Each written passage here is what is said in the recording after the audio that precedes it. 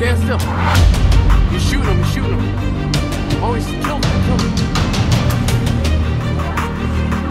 Oh, he's shooting him up. He hit the barrier. There's a shooting going on in Odessa, Texas.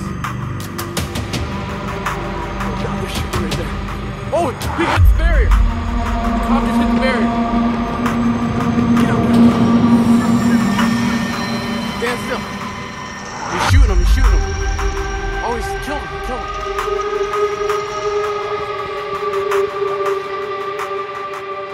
Wow, what a horrific day for Odessa, Ector County, Midland County. Let's start at the beginning. Situation started about 3:17 this afternoon when a DPS trooper attempted to stop a gold Honda.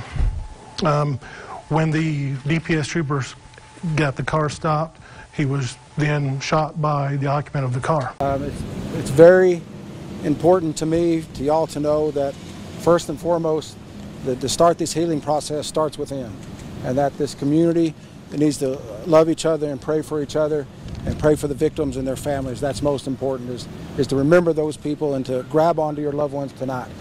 You know, we always say thoughts and prayers, that's great, but go out there, take a BLS class, go out there, learn about how to stop bleeding, go out there and practice safety. Don't text and drive. Don't do things where you put yourself and others in danger.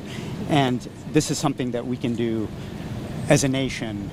I just spoke to the president, and he's at Camp David, and he's closely monitoring the developments in the investigation in the mass shooting in Odessa. Our hearts go out to all the victims, families who had loved ones lose their lives. We commend the law enforcement in Odessa for their swift and courageous response. But at the President's direction, we deployed the full resources of the federal government. They're on site. The President spoke to the Attorney General. The FBI is already assisting local law enforcement in the investigation going forward. Our hearts break for the families who have loved ones who've been injured, those who had loved ones who've lost their lives in the wake of this latest mass shooting, and the President and I and our administration remain absolutely determined to work with leaders in both parties in the Congress to take such steps that we can address and confront this scourge of mass atrocities in our country.